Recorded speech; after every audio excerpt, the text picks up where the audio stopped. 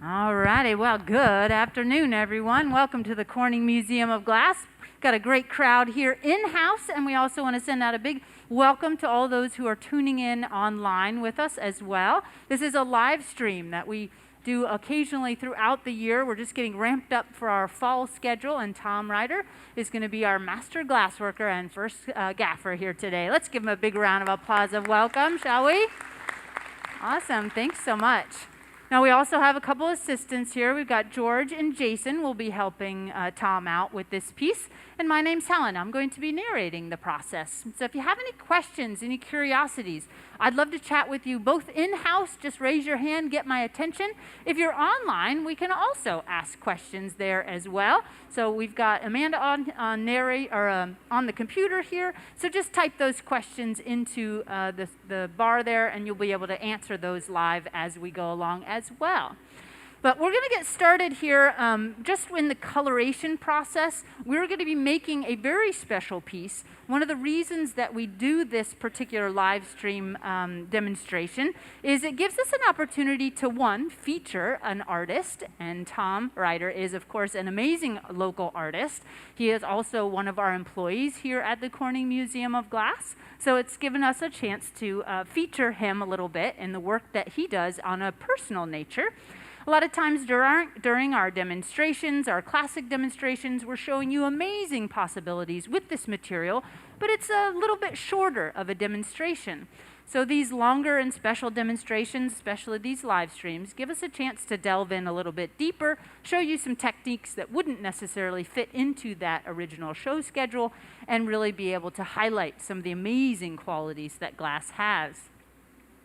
We're starting out with a little bit of clear glass here.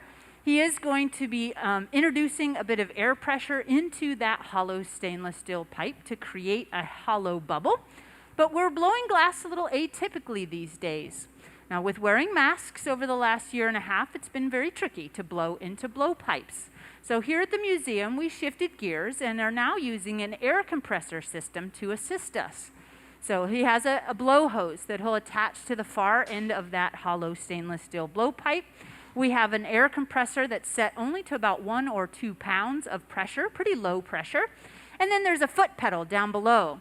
So as he taps on that pedal, it releases a little bit of air, and boop, there we go on our nice foundation bubble. So it's been a great system that's allowed us to blow glass, of course, regardless of restrictions. So we're really excited to be able to have that opportunity to do so. It's been really interesting to also see how other organizations and even individuals have approached this challenge, each one developing different technologies. Now, this blow hose system did exist in the glass world. It's not unheard of, but it's rare for a standard glass studio to use it. Now, he is letting this cool down just a little bit. We're going to start adding some color. We're going to be making a piece very similar to the one that we have here on the Marver. It's this beautiful black and red on the inside with a beautiful cane pattern on the outside. So right now we're going to start layering up the colors in the way that we see them. Now, anytime you're making a vessel that has an inside and an outside, which most vessels do, you don't always peer inside of them, but anytime you want to have that reveal, you really want to think about the order in which you put those colors on. So if whatever you start with on the end of your iron will always be the inside of the vessel. So he wants this nice graphic red color on the inside. So he's going to put an overlay of that red color over the clear bubble that he started. So we've got our gentleman over here on the far end already warming up that color. Color comes to us in bar form. I thought we had a bigger bar here sitting here. I'll just grab one. I'll show you the original chunk that we played with. So this is the exact color that he's using. It is a coral red for those glass blowers out there. It is 69 Reichenbach. But we're using this beautiful red glass. But these glass, really any glass, if you heat it too quickly or cool it too quickly, it'll end up cracking. Glass is very susceptible to thermal shock. That's when a material is trying to expand or contract as it heats and it cools. And so in order to get that color even on the end of an iron, we needed to warm it up slowly. So he broke off a pretty big chunk, We put it into a pre-warming oven called a garage.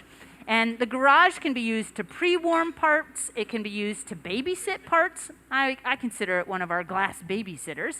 It's essentially a warm environment that you can put parts and pieces in, and they'll stay safe, warm, and happy inside of that garage as you're working on other things.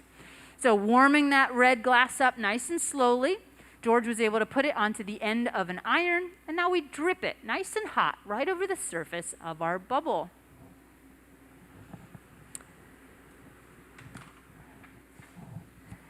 So the overlay process is all about putting a thin veneer of color on the surface of your bubble. And so he's going to take this hot blob and try to squish it up around the surface of that bubble. Now he did allow the first bubble to cool down slightly and stabilize. That way he won't disform that bubble as he's working. Did we have a question online? Yeah. Is it hard to work with these different colors? Don't they need different temperature ranges to work well? That's a great question. So is it difficult to work with different colors? Don't each color have different temperature ranges? So thank you for your online question. So yes, color is very challenging. Every color acts a little bit differently in the heat. And red in particular is a very stiff color. So we have what's called stiff colors and soft colors.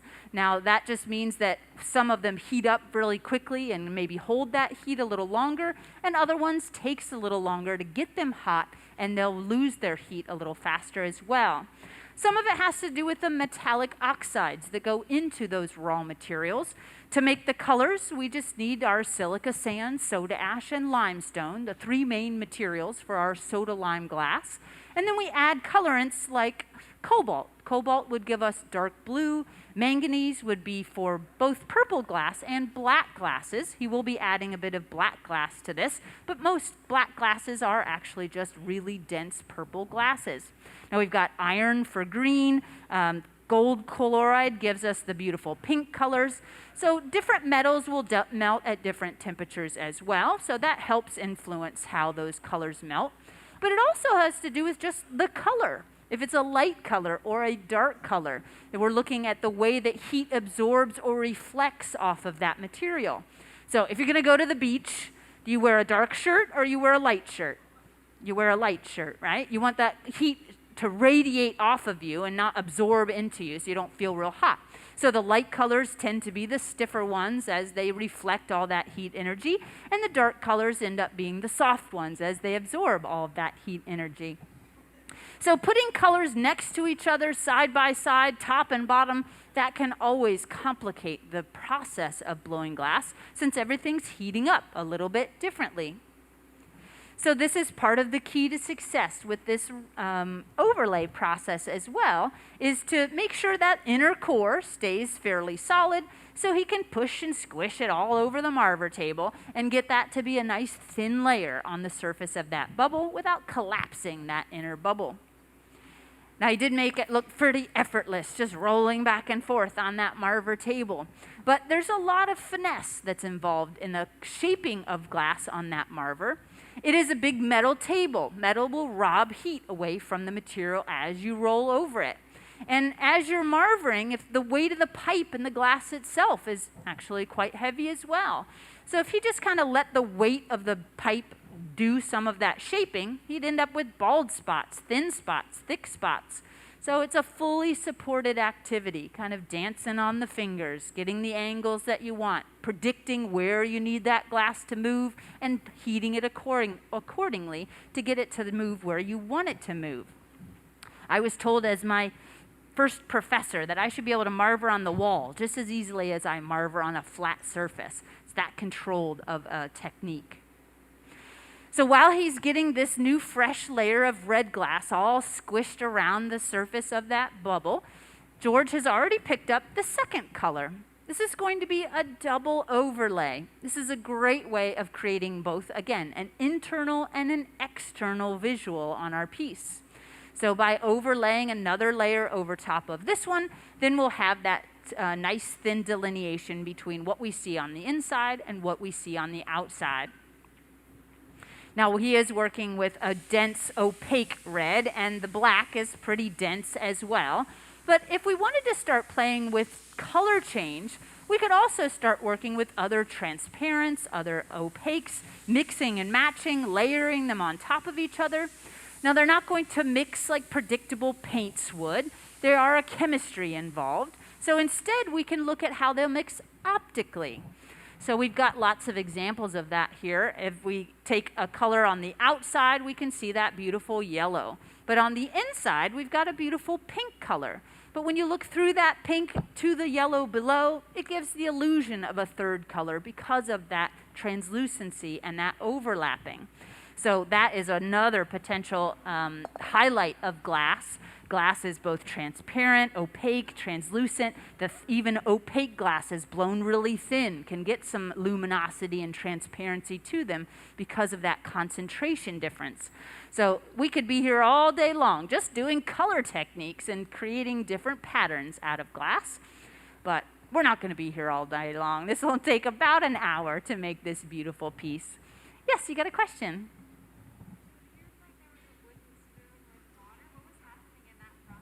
Yeah, so the wooden spoon and water, what was that all about? So we have these wooden blocks, and these wooden blocks come in different sizes depending on how many gathers you have, because what they're meant to do is to help you organize glass, kind of put it back into a nice even shape. So when we do our fresh gathers from the furnace, we always go into one of these blocks to reinforce that even shape. But if you also got things a little bit off center and we still were in that nice consolidated hot glass type of moment, we could also use it to reshape that glass. But wood in general will just catch on fire when it's touching 2,000 degree material. So we don't use dry wood when we have really hot glass. Instead, we use wet wood. And the reason that we use the wet wood is that a nice little layer of steam forms inside. So it's something called the Lindenfrost effect. Has anybody ever taken a little water, thrown it into their hot pan just to test it, and you see that little water droplet dancing all over the pan? So it's hovering on a really thin layer of steam. So technically never touching the pan. So the same kind of thing happens with our wooden tools. We can have that little steam barrier inside. It pushes back at the glass, leaving a really nice smooth surface and doesn't catch our wood on fire, which would deposit wood ash onto the surface and really grab and stick to the glass. Our glass is really quite sticky when it's really hot, so you have to kind of be careful about what tools and toys you play with, otherwise you can end up contaminating your surface. So now he's allowed this red layer to cool down and stabilize, going through essentially the same process he did with the first layer. We want to make sure that core is nice and stable so we can drip our black layered glass right on top. Now, being a very soft color, this black glass, you'll notice, will be a little quicker in the way that he can shape it. It's going to heat up faster. It's going to stay softer a little bit longer. So he'll be able to do this overlay in maybe a little less time than what that first one did. I also want to point out that you might notice that that red glass didn't look anything like red glass, right? It looks more brown, and it will the entire time we're working with it. Just like our clear molten glass fresh from the furnace at 2,100 degrees Fahrenheit is bright orange, our colors always reflect their heat rather than their actual color. So this is going to look pretty brown and livery the entire time, but when it's finished and cooled down, it'll have that beautiful bright redness to it. Now the black will pretty much look the same the whole time, but one really nice thing about these dark colors is they often show the heat really well. So as we're forming this piece, we'll be able to see the glow of the temperature of the material, and that black will really show that off throughout the course of the process. But typically as beginners, you do not start with color. You start out all clear. You want to be able to see through that bubble, see where your thicknesses are developing, being able to see where you can stretch the glass and manipulate it. And the color itself can be kind of expensive. Since it's made with those metal oxides, things like iron, of course, that's like rust, so that's going to be a pretty inexpensive color, but that's still around $30 to $40 a kilo for those colors. If we're looking at things that use pink or gold chloride, those can be $90 to $150 a kilo. So when you're working with color, you're considering all of that cost, and a lot of times as beginners, you start out with a lot of green and blue glasses. Those are the cheap ones, but they're also really soft. So it's just finding that balance of what you can afford and what you want to play with as a beginner. Now we also have a couple furnaces up here. We do have our melting furnace. Our original melting furnace holds nearly 1,000 pounds of clear molten glass. And again, running at a high temperature of 2,100 degrees Fahrenheit, it stays soft and malleable, ready to play with at a moment's notice. We actually leave that furnace on pretty much all the time. It's been on since we opened this facility in 2015. Now the inside of that furnace has a big ceramic bowl that holds our glass, something called a crucible. And those do eventually wear out. The glass sort of eats through the side walls of that pot and eventually leaves a lot of pitted marks, and eventually will just break through altogether. So you eventually tend to rebuild those furnaces after so many years of use. You start to see the quality of your glass go down a little bit in an older furnace. Some of those materials that are leaching out of the furnace into the glass itself starts to play around with the chemistry of the glass that you're melting. So we are scheduled to hopefully get a rebuild on this one within the next year or two. But generally, yes, you leave the furnaces on all the time. Now the reheating furnaces, where he's remelting the glass, there's no actual glass inside of there, so we can turn that off at night. It only takes about an hour or two to come back up to temperature in the morning, so we turn all the other equipment off when we're not using it. We also have a pipe warmer here. Our pipe warmer pre-warms the ends of the pipes. Pretty much hot things stick to hot things here in the hot shop. So if we don't have hot pipes and we go into that glass, it just sort of sloughs off the surface until that pipe gets hot enough to start gripping. So we pre-warm the ends of our pipes to make sure that they're all ready to go to be able to gather glass whenever we need. We also need to contain some of the explosions that happen from the residual glass that's left on those pipes. They're kind of self-cleaning. As the glass shrinks around the metal, it'll eventually pop and crack apart. So we contain all that explosions in a little bucket. So that's why all of our pipes are in a stand containing any of that cooling glass. Yeah, how many gallons is 1,000 pounds of glass? I guess I need to know the Ooh, density. how many gallons is 1,000 pounds of glass? I do not have that math in my head, but we're going to be doing a quick search on that conversion. It's density. That's what it is. Yeah, that's the thing. Different glasses will weigh different amounts, so having a weight for volume can also be a little off. But we're using a standard soda lime glass here today. That's the most common type of glass that you'll come in contact with on your daily life. And most glass that you come in contact with will also be machine made. But the manufacturing of glass is, even though it's a soda lime glass, which is again silica sand, soda ash, and limestone, you can change that chemistry just a little bit to give it different qualities. So for us, we want a glass that stays soft and malleable. We can play with it for long periods of time. So it's got lots of fluxes in it to keep it soft and malleable. If you're a bottle maker and you're trying to make thousands of bottles a minute on your machine, well, you don't want a glass that stays hot and malleable for long periods of time. It'd just be dripping all over the place and keeping your production from going quickly. So they'll formulate that glass with a little bit shorter working time. It'll set up a little faster and stabilize so that you can manufacture it just a little bit faster.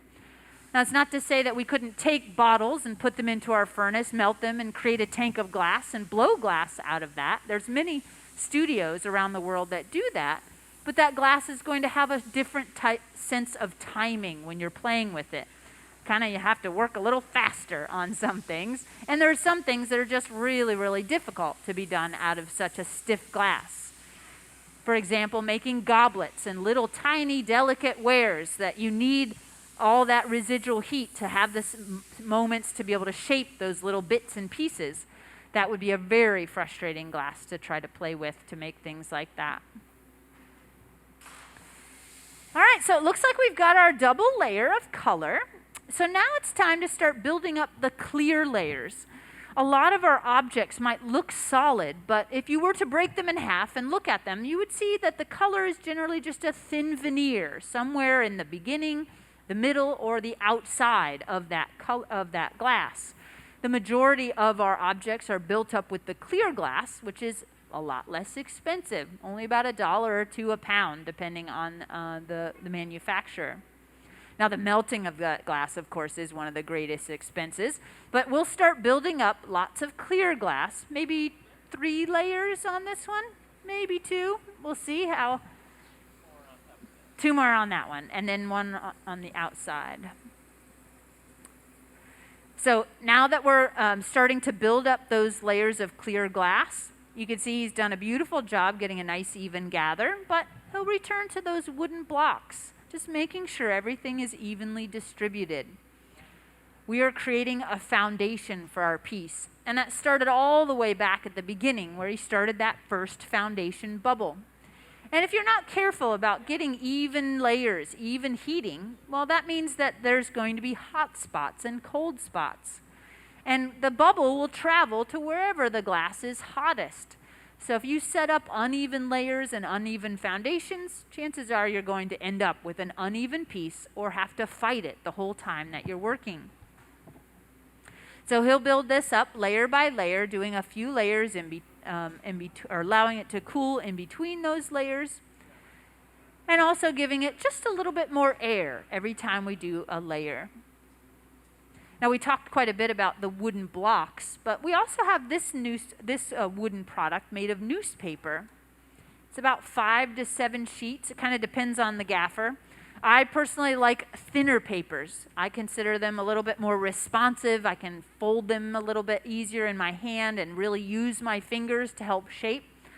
But then George likes a little thicker paper. He likes to work a lot bigger. He likes to have more of a structure to that paper. So it really just is a personal preference for the gaffer. And everyone has a personal preference on how it's folded. Some people like to cut the corners to let the steam come out. Other people say, well, you don't cut the corners. That's immediately going to give you a steam burn. So you talk to 10 different gaffers. You're going to get 10 different opinions on what kind of paper they like. But in general, a nice folded newspaper is a really great tool to help shape the glass. I think a lot of folks gravitate towards it just because of that direct relationship that we can have with the material. As makers, we always want to touch stuff, but as glass makers, we learn not to touch stuff.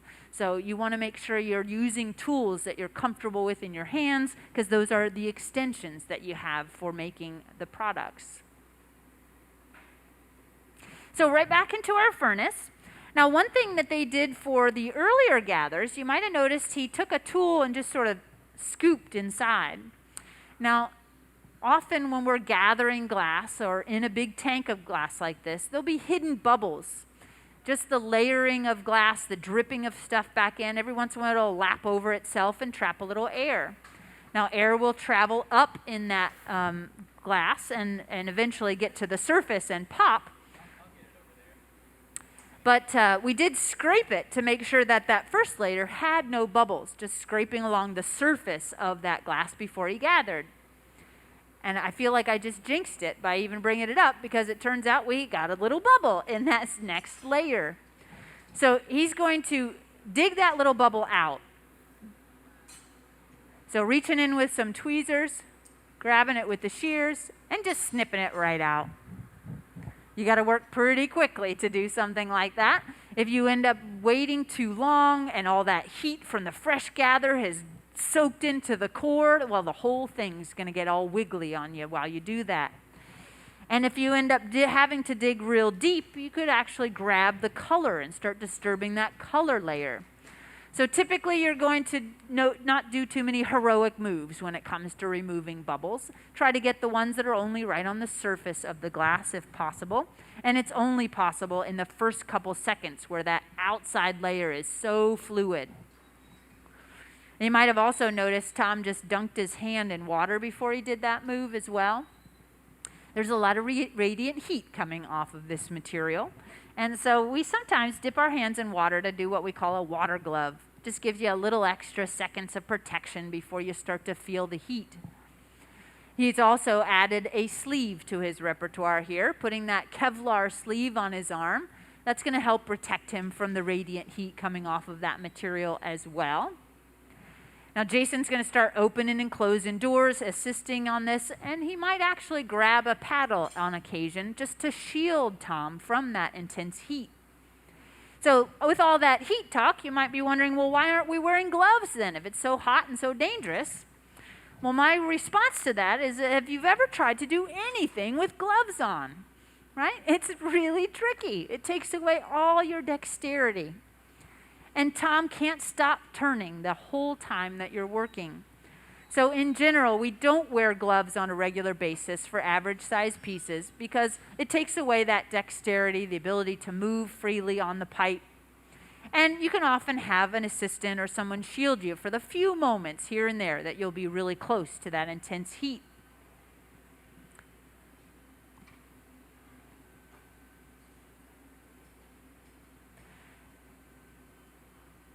So one thing that is a little difficult to tell is when he's actually inflating. So I just want to remind everybody that we're using this alternate inflation device here today.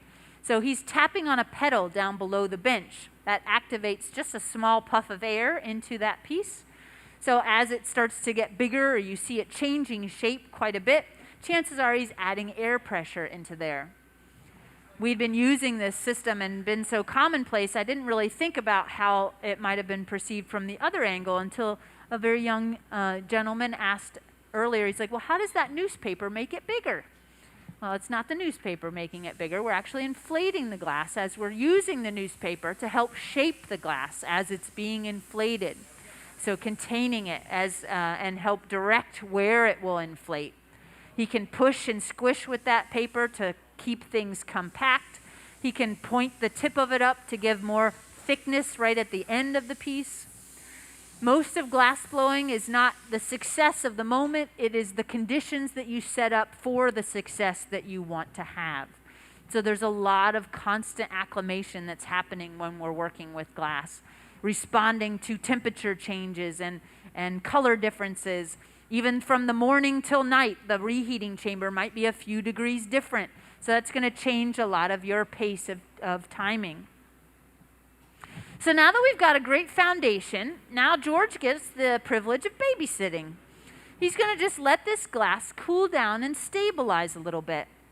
Meanwhile, as he's watching this glass, making sure it's not getting too hot or too cold, Tom is going to start up the decorative element. So we've got these beautiful meandering cane pattern on the outside of this vessel. There's actually one on each side. He wrapped it around both sides. So to make that pattern happen, it took a lot of prep work to get that to that place. Do we have any of your little canes out here? I don't think we do. So we're using cane to make this happen. Now, a traditional basic cane would just be a blob of glass. You pull between two irons. That's going to give you a long string of glass. Maybe I'll set that on the table so we can talk about it together. So a long string of glass can be made just by pulling between two irons. You get a long layer. You chop that up. That length is called a cane. Now, if we want to embed color, we could start out with white glass and then gather clear glass over top of it. And then when you pull those together, then you're going to end up with a core of white surrounded by clear. Now we can take that cane and make other more complicated cage and helix style canes, just using that as a material. You gather 2 or 3 of them together, you put clear glass all around the outside, and this time as you pull apart from each other, you twist.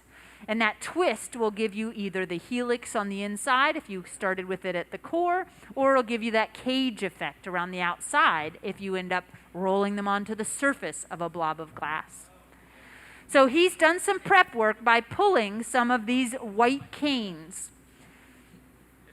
So now that he's got all of those canes pulled, he's chopped them up and he's put them into another babysitter. We got a lot of glass babysitters around here. We've got a pickup box on the far end of the stage, and inside there he has put a small optic mold and put a little piece of cane down in each one of those ridges. Now this is a very large version of the optic mold that I'm talking about. So you can see how the peaks and valleys inside of there. So he's tucked in a little piece of cane inside of each one of those little ridges. They've got to be warm, one, to not explode as they warmed up slowly, but also not to explode when he touches them with hot glass. So he's pre-shaping a little bit of clear molten glass into a nice cone shape so that he can squish it down inside of all those canes, and when he comes out, they'll all be attached to the outside surface of that clear glass. So this is a perfect example of one of those moments where it's not the success of the moment, it's the precursor setup to set up the conditions for success at the moment. So he's shaped this in a very specific way. He even cooled the tip of it for a hot second in a little bit of water and had all that prep work ready to go.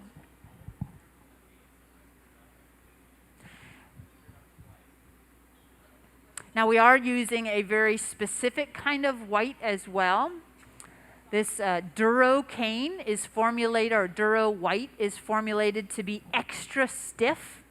And this is really nice for doing cane work like this because no matter how small you end up pulling it, and as you pull cane, it starts as a package, you pull it, it's thinner. You add more cane to another package, you pull that, that's going to make it even smaller. So the beautiful part of that cane is the fact that it will not dissipate. It'll stay as a strong linear quality the whole time. So there we go, beautiful pickup. I know Amanda was standing right in front of the camera, but you're going to put that on social media there? Yeah, awesome. Those stuff cups, whether it's a stuff cup or a cane like this, there's always this exciting moment. And actually, we should give them a big round of applause for a job well done on that. That was really smooth. I know that was one of the moments he was a little nervous about and making sure it all went just well, and I think that went smashingly. So now that he's got those canes on the surface, now he'll start melting them in and create a package.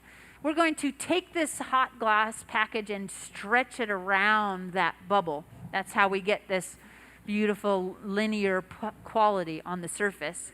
So in some ways, he's going to be painting with glass, with all those little lines on the surface, wrapping it around. Now, right now, they're all straight lines. So by the time he gets them wrapped around, he'll also do some further manipulation to give that meander to the design. And this is really where the kind of impromptu excitement comes in. Each one is very unique in the way that it blows out, but even the application of these colors can change drastically the imagery of the object depending on how it's laid over.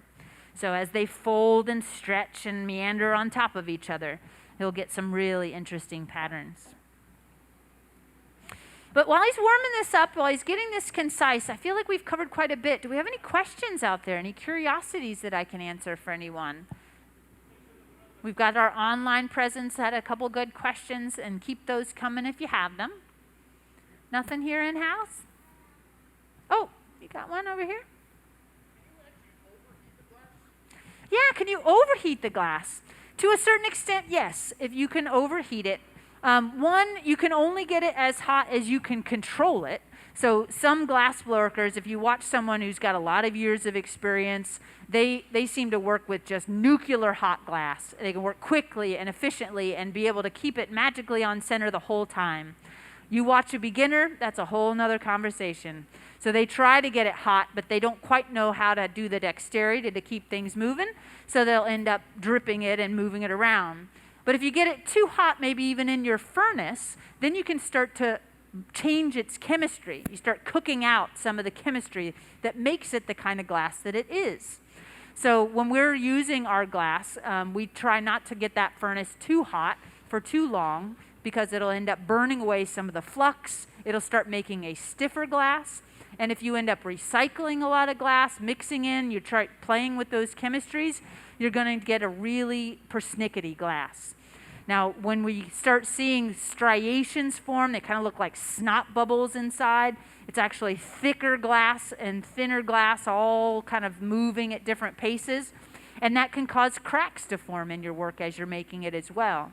So trying to keep those chemistries just right is really important. Yeah.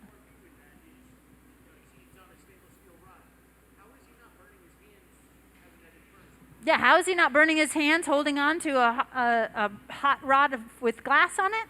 Well, one is the type of metal that the pipe is made from. If it was made from copper, that would heat up all the way, and there was no way you could hold on to it. But this is made of stainless steel, and stainless steel as a metal dissipates its heat a lot nicer.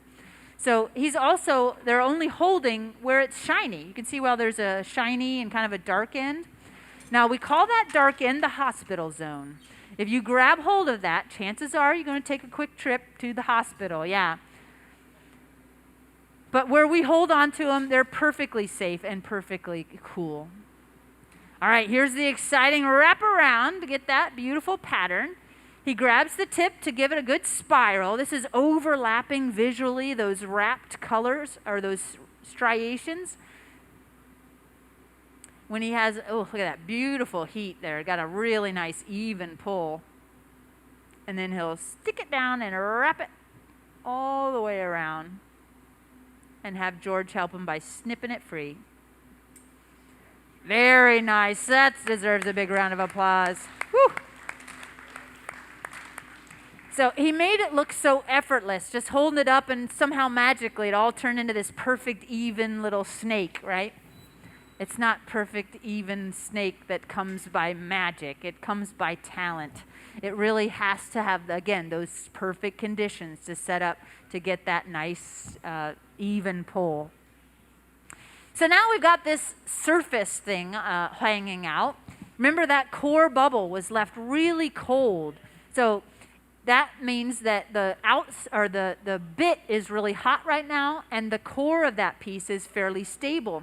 So this gives him an opportunity to try to warm this up even further, and hopefully the wrap will be the only thing hot so he can push and squish it around and give us just the perfect meander on the outside of that piece. You had a question? Yeah, someone wanted to know why Tom was cooling the tip before he was putting the piece into the furnace. Great question. So why did he dunk it in water or cool the tip before he went back into the furnace for more heat? Now, everything that we do is temperature dependent. And where we get it hot, it moves. Where we keep it colder, it doesn't. And as you're heating material, you might notice that everything's attached to a pipe. So when you enter that heating zone, the tip goes in first and comes out last. So the tip's always going to want to be the hottest part. So by counterbalancing that natural tendency, by cooling the tip of that glass and maybe even heating what's closer to the pipe on occasion, that's just all in pursuit of creating that even pull and that even movement of the glass. And those are the kind of things that really, again, come through experience. He has pulled a lot of cane, made a lot of vessels, made a lot of production, and knows how to set up those conditions to get things to pull nice and evenly. So here's a little shielding. Those wooden paddles are only serving to make this process a little more comfortable for Tom as he works. And just using a pair of tweezers to grab and pull and push and squeeze to get that beautiful zigzag pattern. It's mesmerizing, isn't it? I love it. Very nice. So now that he's got that pushed and pulled around the edge, you can see how where those tweezers maybe kind of dug in our final design here. And what I really love about these linear patterns is the interplay of the overlap that takes place on these as well. So everywhere he pushed and overlapped it onto each other, we're going to melt it all in and get it all smooth, but you'll be able to see that little bit of distance. Because remember, those canes are on the very outside of a solid blob of glass. So there's at least an inch of glass between the outside cane and the one hidden underneath the bottom. So that optical quality is really one of the lovely parts of this glass piece as well. And he leaves it a little thicker. Now, he could choose to blow it out thinner. That's completely valid. It's really up to the gaffer. It's really up to the designer. But when you're looking at thicker glass, that's going to, of course, have different optical qualities than thinner glass.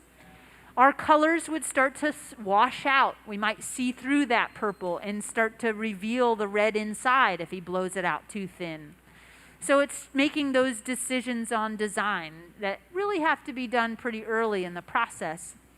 If you blew it out too big, too thin, there's not really much you can do to consolidate it back. There's a little bit of a shrinkage you can do, but not that much. So any other questions so far? Yes?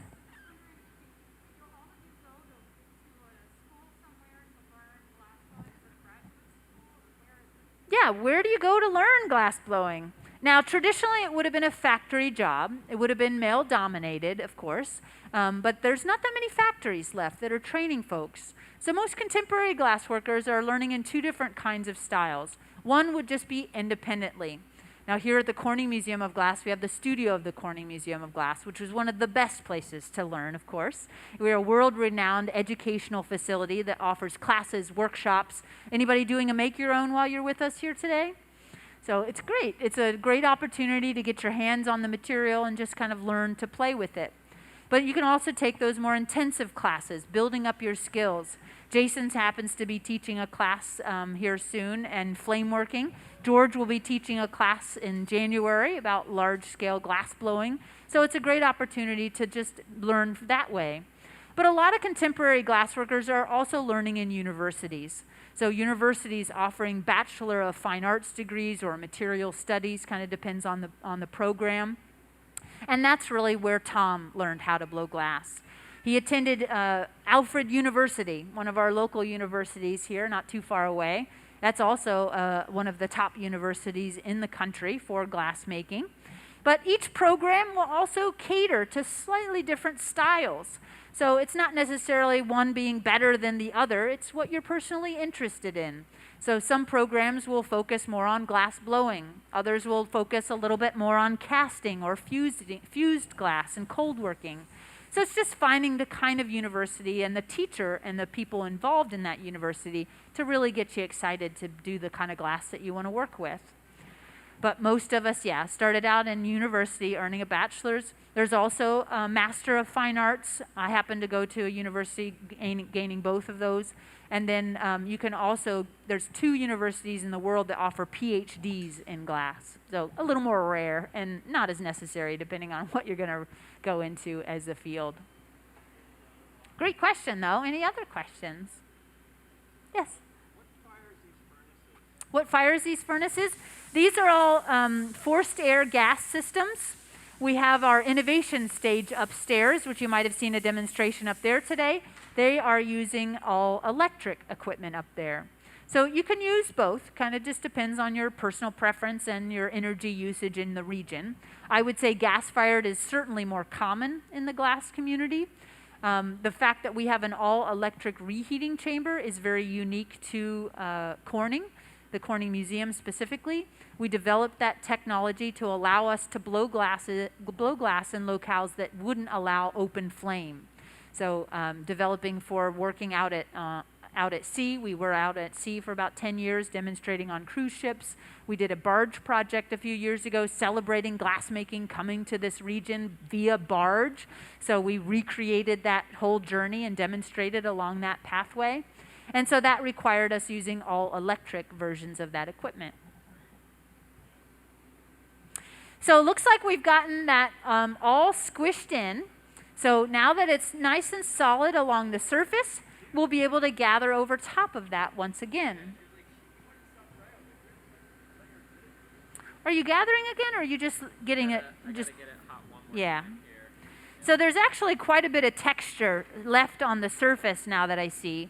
And if he just keeps getting it hot and squishing it, well, the whole thing's all squishy. So it's not going to really shape it up. But if you let that bubble cool down and stabilize and then go back into the heat, well, the surface will get hot first. So he's stabilizing this glass right now so he can go back into the furnace, get it nice and hot on the surface, and then when he goes to smooth it out, that will be moving and have the structure of the core of the bubble to be able to push against to help flatten out that texture. We want to make sure that before we gather over top of this, we have a nice, smooth, even surface. Any texture left on the surface of that glass, when you go into our furnace, the glass is very fluid like honey. but it doesn't really like to fill in the nooks and crannies and textures on the surface. So as you wind it down into that liquid material, they lap over those textures and trap little bits of air in between each one of those dents. So it's a great way of doing a purposeful bubble pattern, taking a mold, making a lot of even dents on the surface of your internal bubble, gathering over top of it, trapping little air bubbles inside. But as you saw earlier, we were picking bubbles out because we don't want extra bubbles. We want our nice, pristine black surface with that graphic white on the top without any bubbles disturbing that visual. So we'll take a little extra time making sure things are nice and smooth.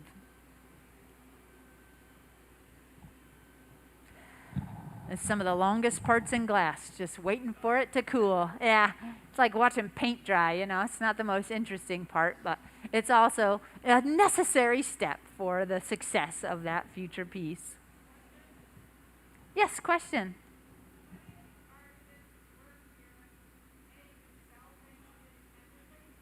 Ooh, that's a great question. Do any of us that work here sell things independently? Yes, all of us do exactly that. Now, we can't make glass at work to sell here in the shops or elsewhere, so we'll rent time at that studio next door. That is a public access studio allowing us to make glass for ourselves and sell it. Now, George, he's been in the game for over 30 years. He has a small studio set up in his home, so when he goes home at night, he can just turn that furnace on and play around for a few hours and makes a lot of production throughout the year. So Tom is also a highly skilled and very prolific glass worker. So he has got a lot of product available, not only here at the shops. The shop here at the Corning Museum of Glass does represent a lot of the local and regional artists. And so all of us have pumpkins and vessels and all kinds of things that are sold through that shop.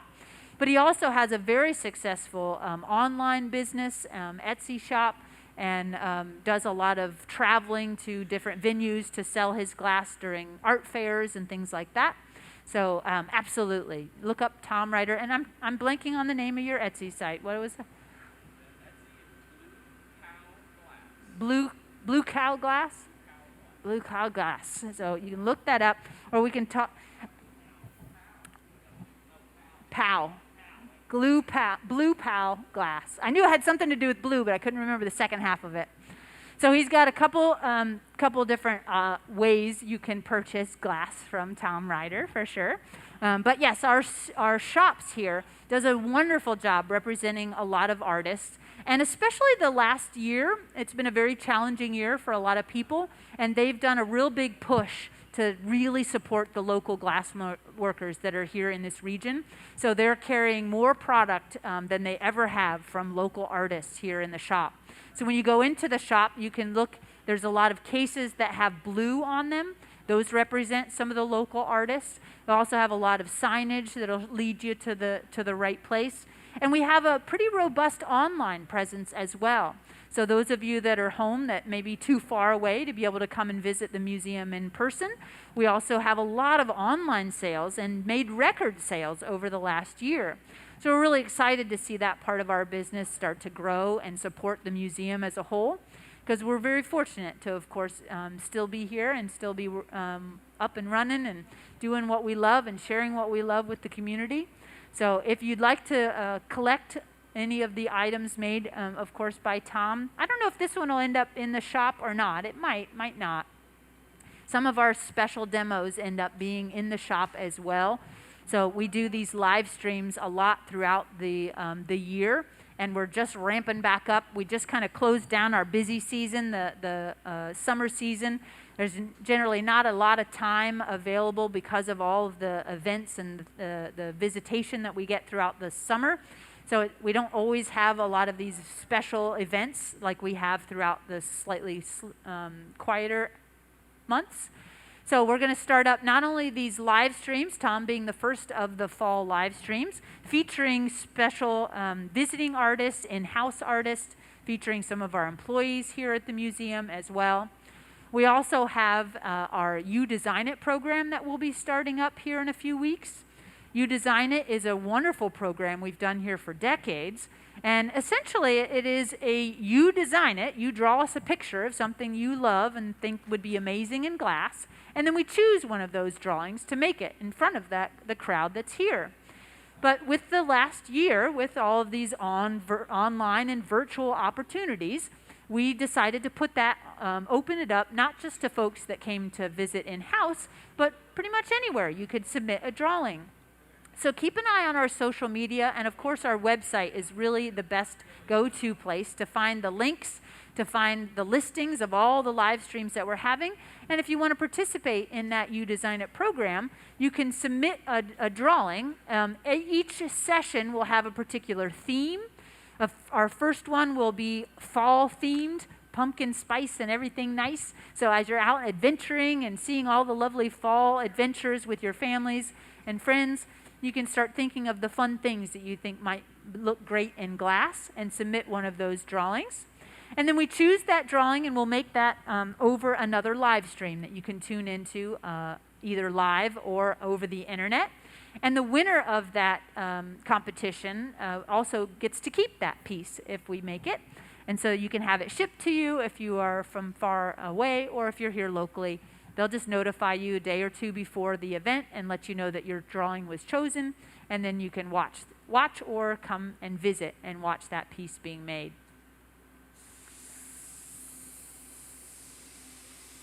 All right, so you can see we've got a really nice smooth bubble here now. All that texture has been melted in. Using a bit of this air, this is a much higher air pressure than what we use to actually inflate the glass. It is really just using it to help counterbalance those temperatures we were talking about, cooling and stabilizing the glass where he needs it not to move around.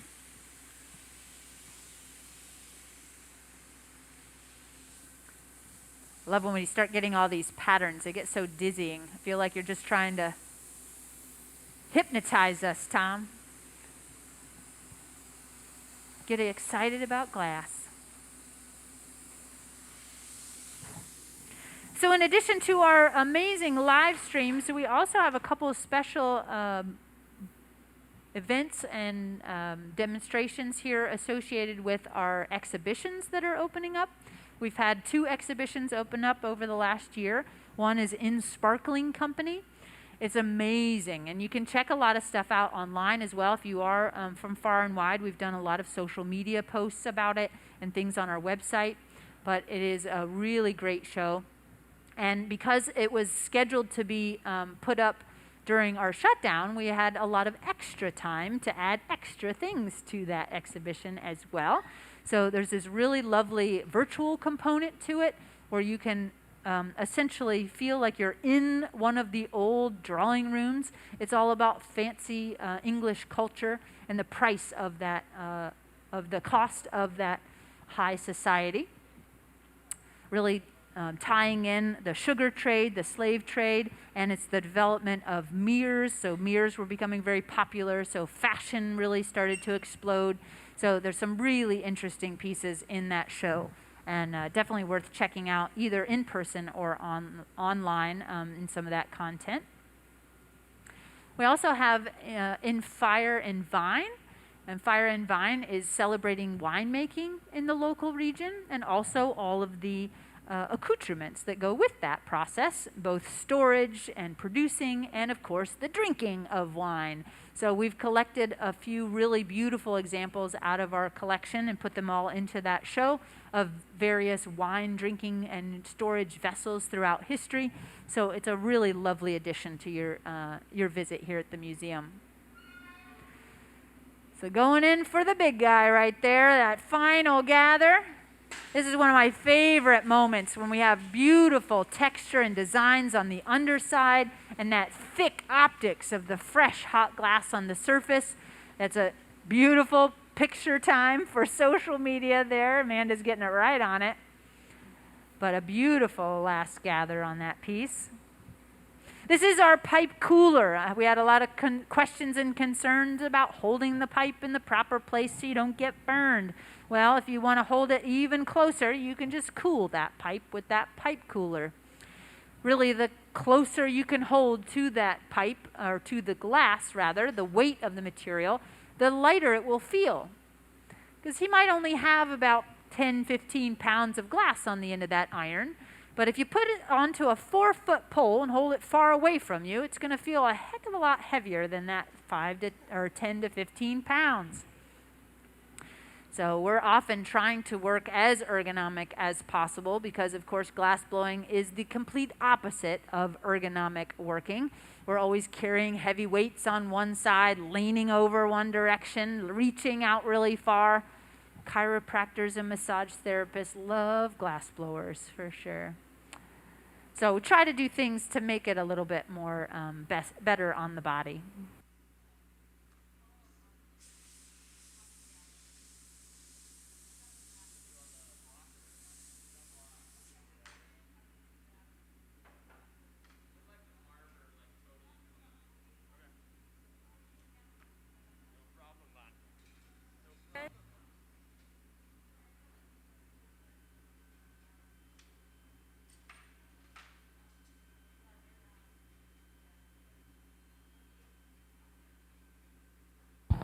All right, so we've got an answer to our question earlier of how many gallons does it make up to 1,000 pounds of glass? And according to our calculations, we think approximately 48 gallons of glass inside of our furnace. That's a fun little side note there. I don't think I've ever thought of glass as being a gallons of glass. Now there is, if I'm doing casting and things, I might do some water displacement and figuring out how many volume-wise to have melted glass, but that's really fun. Thanks for researching that for us. So now we've got all the glass we need. Now it's about setting up those conditions. You can see the heat of this material. The tip is so much hotter than the back end. So we're going to be doing a lot of things to help balance out those temperatures, making sure it moves where we want it to move. So not only using air, but using the Marver table. This is really where the Marver table comes into its own. We use that as a big slab of steel to be able to shape our glass, but being made of steel, it's also a heat suck. So it'll suck heat right out of that material and help us counterbalance those tendencies. You'll also start to see more and more teamwork taking place now. When you when you start scaling up on the size of the work, that's a lot of torque. If it gets a little off center, it takes even more torque to get it back on center because of that weight. So a lot of times when you're seated at the bench, you train yourself only to use one hand to turn the pipe. Beginners don't have that same kind of dexterity, and they want to grab with their right hand. That's the quickest way to get yourself burned, grabbing hold of the glass anywhere near that hospital zone. So instead of having to turn everything with one hand, he'll have George helping out here. George will help balance out and help him turn the pipe and make sure that he's a little more comfortable. So especially on larger scale work, you'll often see a secondary person getting involved, helping carry the weight of the material and passing that back and forth.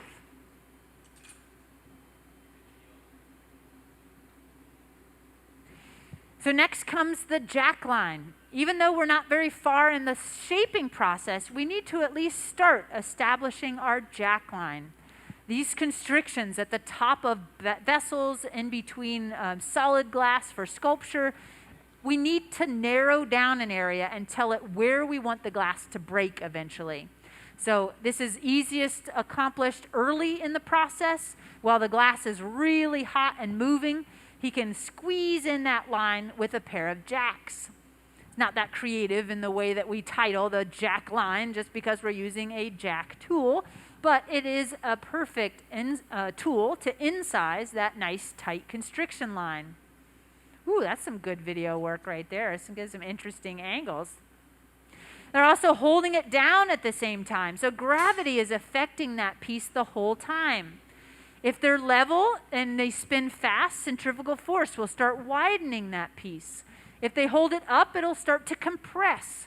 So gravity and inflation and spinning, that's all constantly affecting the glass as we work. So even the speed in which you turn and the angles that you hold that pipe is going to highly influence that final shape. And I think that's another thing that takes beginners a little bit of time to try to figure out. You get really excited that things are going well and you start spinning really fast while you're in that reheating chamber, and all of a sudden you come back and you got a flattened bubble instead of a nice round one. But George has been working with glass for over 30 years. Tom's coming in on about 16, 17 years of work. Jason's kind of our newbie, but still having about 7 years of glassmaking experience and highly skilled flame worker as well. His class in a couple months will be all flame working. But we got a lot of experience, a lot of understanding of how the principles of glass works. So they'll make this look fairly effortless, even though we're dealing with a lot of glass on the end of the iron.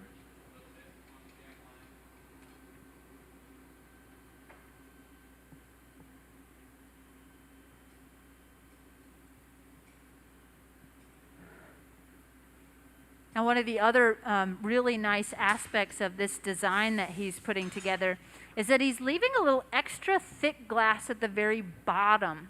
We call this ice on the bottom of the glass. It looks like a little bit of ice thickness. But this is a really nice design element as well. Narrowing down the tip of that bubble, it'll be able to cold work that into place, giving it a nice flat surface. But having that little extra glass at the bottom gives a nice visual lift to this piece. But you have to, again, remember about the tip of the bubble being the hottest thing. So every time we go to inflate, that tip's going to want to disappear the whole time. So they're doing quite a bit to help counteract that. Holding it with the paper, chilling it with the marver, chilling it with the air, just to make sure that we can keep that little bit of ice on the bottom. Yeah, you want both of them or just one? So it sounds like maybe it's getting a little hotter, so we're going to layer up some more sleeves here. The black sleeve that he's wearing is made of Kevlar, and that's a pretty good heat resistance. But when you start to get scaling up hotter and hotter, or bigger and bigger, that radiant heat can really get distracting, let's say. If you feel like you're catching on fire, it's really hard to concentrate on what you're trying to shape at the time.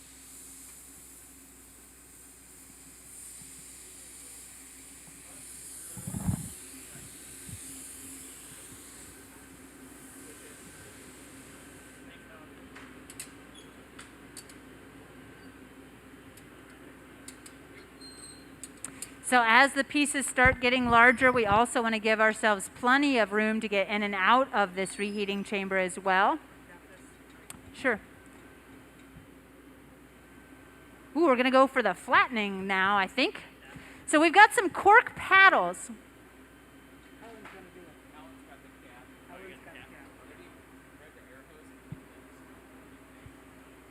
So we're going to use some cork paddles. These are just chunks of cork with wooden handles. And cork is a really good material for helping to shape glass.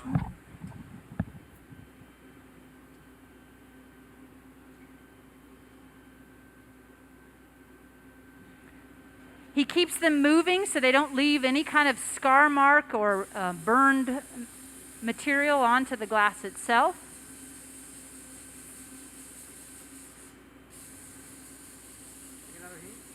That's another great social media moment there. Good pictures. I'm coming behind you. Yeah, let's give him a big round of applause. Very nicely executed. Got enough room there? You need another door. You got enough. So what a beautiful transition there. I love flattening these pieces because it really creates more of a canvas on the sides of each of these of this vessel. So now we've got a beautiful view of that beautiful canes drawing on the side. George is flipping back and forth. He's really keeping an eye on keeping everything straight for Tom. I'm capping the pipe so that it doesn't collapse. We don't want to trap too much air in there. As air gets hot, it expands. As it cools, it'll shrink and suck the piece in. So I'm just kind of capping it while he's pushing. and we just let the residual air that's in there create a little bit of structure to keep it from collapsing. Beautiful.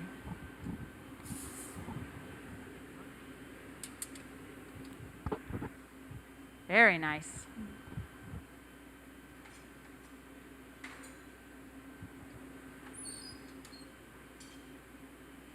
Oh, you guys got that one centered beautifully on both sides. That's always kind of a tricky thing.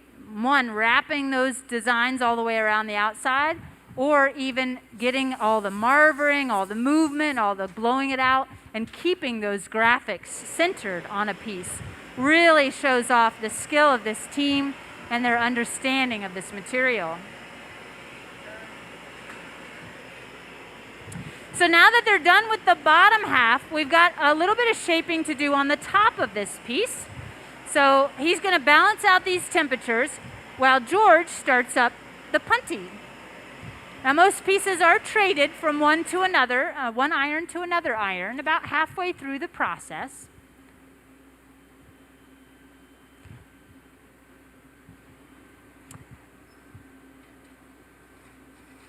Tom wants to make sure that this glass is just the right temperature, so he's doing all that counterbalancing, spraying a little air, putting a little torch, going for a good reheat. We want it to be nice and stable when we go to trade this over to the other iron. George wants to structure up a punty that will contact the bottom of this piece, but not truly bond to it. If we get it stuck too strongly, we might even break some of the piece away when we go to remove it. So it's all about setting up weaknesses. Glass will always break wherever it is the weakest. So if we can set up weaknesses and exploit them, we have a greater chance of glass breaking without shattering.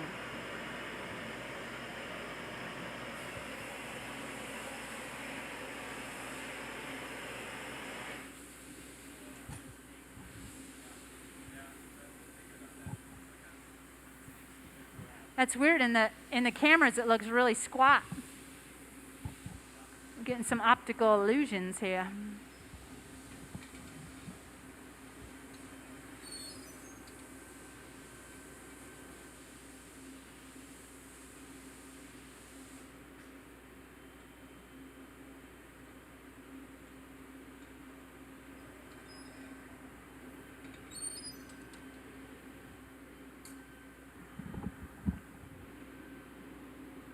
So it looks like we're going for a cold core punty.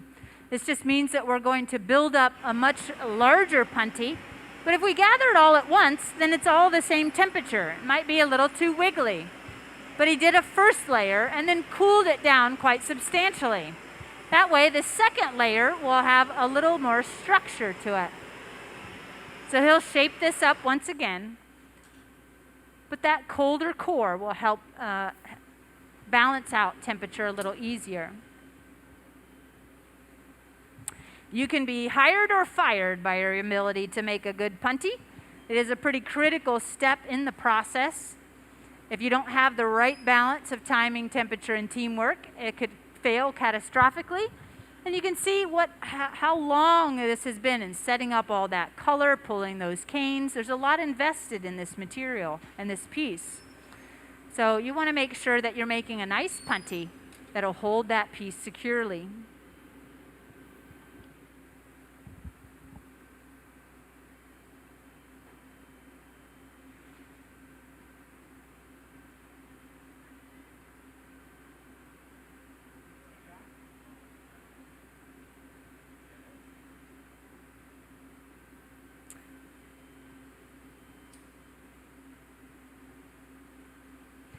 Now again, he did leave the bottom of this rounded, so it wouldn't stand on its own, but he's going to cold work the very bottom of this piece flat when it's down to room temperature. That way he can get a very concise, small connection and not disturb any of that curve that's been set up and all that beautiful ice that he left on the bottom.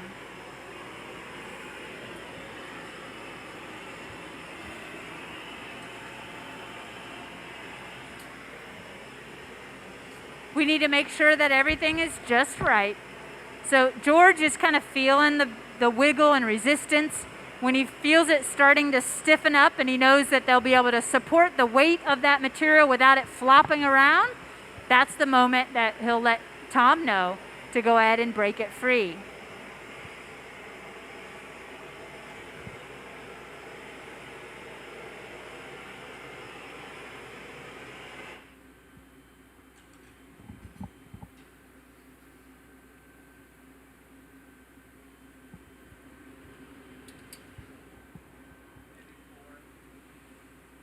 So a little bit of water on that jack line. This starts a crack, that thermal shock that takes place. George gets in position, ready to catch that big heavy piece.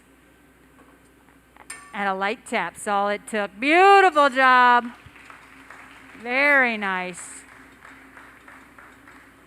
Again, with all these years of experience, they make this whole process look pretty effortless.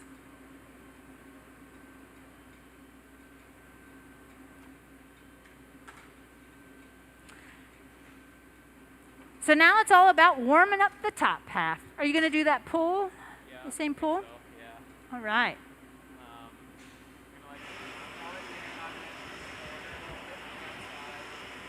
So on a piece that's this big and the shaping that he wants to do on the top, these two pulled tips, he really needs to work from the outside of the bench, getting the reach and being that so close to it with his face and his arms. It's really going to be much easier to work from the outside of the bench. So this is going to be some really great teamwork here.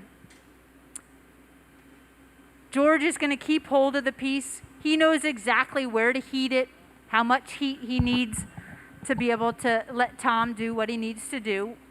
They'll need to coordinate their timing.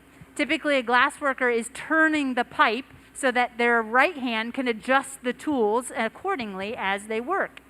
So there's tiny little stops and starts and flip arounds and adjustments that happen constantly. So having another glass blower turning the pipe for you offers a bit of a challenge.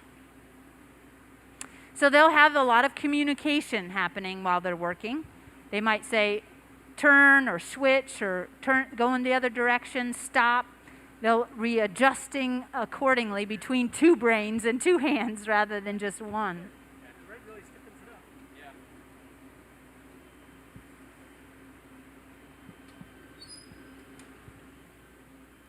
So first we'll coax it open just a little bit. Those jacks are not only used to incise the surface or that crease line at the top, we also use them kind of like the fingers of a potter in a wheel as it turns. We'll be coaxing this open as we spin.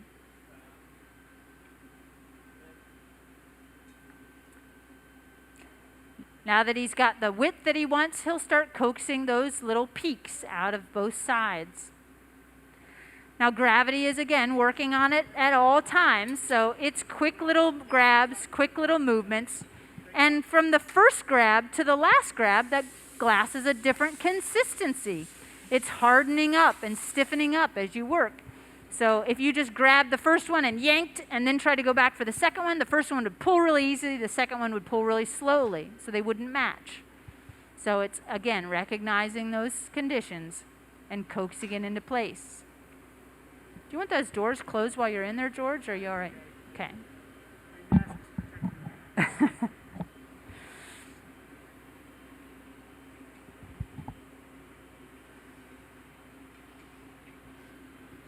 Now, before we got started here, Tom was talking about some of the other products that he's developed over the years. And he's been really interested in new product development. He's got a lot of series that already uses this black and red as being such a beautiful contrast, some bowls, some vases. So this is kind of fitting within his personal aesthetic, which is great, but also just pushing it a little bit further, adding in new elements like this cane pattern to the outside. That's one of the lovely things about working in glass is that there's a lot of things that happen almost as happy accidents as you're producing. You might make 10 of something and then something goes awry and you say, ooh, I like that thing that just went awry on the surface of that piece. So playing around with glass, doing similar things over and over, that's really going to help you develop the aesthetic and the skill necessary to make those final pieces.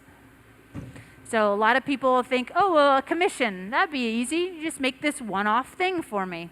But typically that takes a lot more effort than just making one-off thing.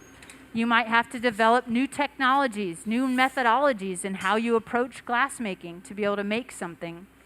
So it's always good to find a glass artist that already makes similar work to what you're looking for. Each glassworker really starts to gravitate towards certain aesthetics and building up certain skill levels. So Tom and George both really enjoy working very large scale, really pushing those limits of glassmaking. And so you can see what a difference from the practice pieces that were quite small to this final one that he's doing here during this live stream. It's a much bigger piece, but it has that same kind of beautiful qualities to it, just scaled up.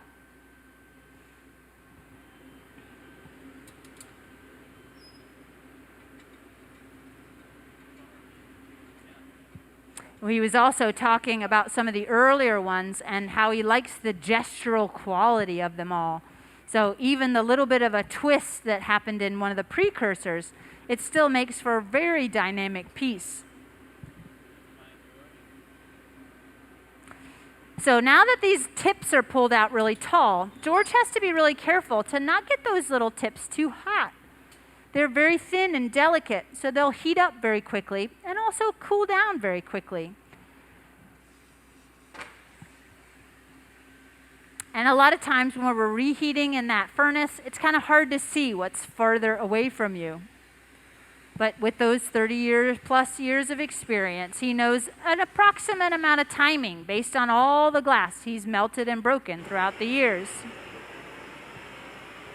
So we'll use some torches to balance out those temperatures. I think we're coming in on the final details here of this beautiful piece.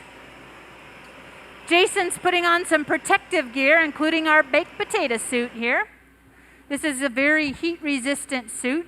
This is a lot of glass, a lot of weight, and a lot of temperature.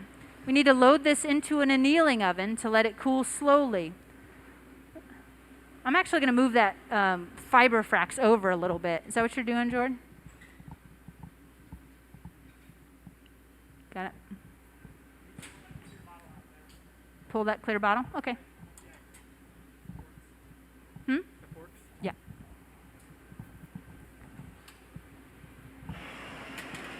So we just looked in our oven and we've got not quite enough room. So we're going to make a little room.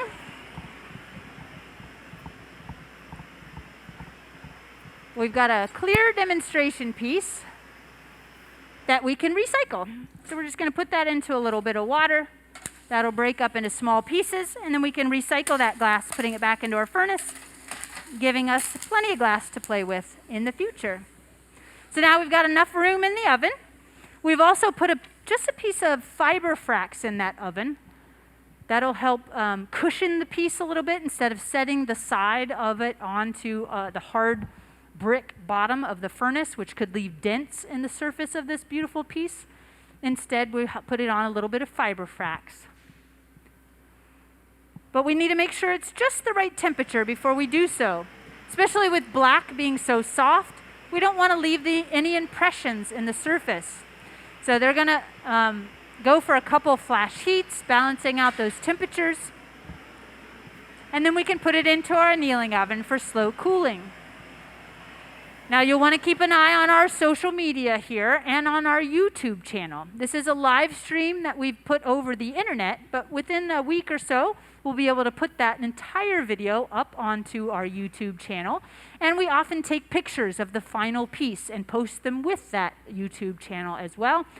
So you can check out that final piece if you're not here locally to be able to stop by and see it tomorrow. Now most likely it won't be out till late tomorrow or maybe even the next day.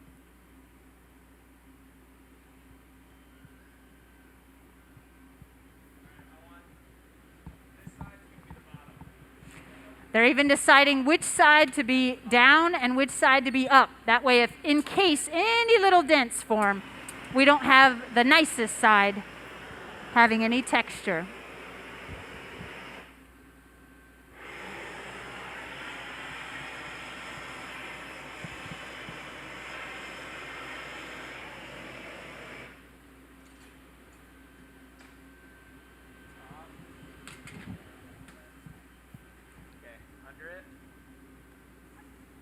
A little bit of water on that punty.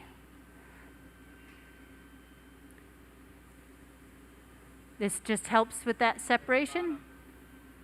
That's about here. Come grab it like that. Big pancake. Ready? And a light tap. I got this. Very nice. So they're just going to torch it, make sure there's nothing sharp, and then away into our oven it goes for safekeeping and slow cooling. Beautiful. And it's safe. Let's get a huge round of applause for Tom Ryder. Very nicely done. Quite a step up from your practice pieces. That's super exciting. So check out Tom. He's definitely got lots of things here for sale too if you want to have some other opportunities to collect Tom Ryder's work. And he's got his wife and child here as well watching the whole thing. So we would like to thank you all for joining us here in-house and of course online. Thanks for always tuning in with us from far and wide. Keep an eye on those social media posts. You'll have great images of this final piece. But thank you so much for joining us. Have a great evening.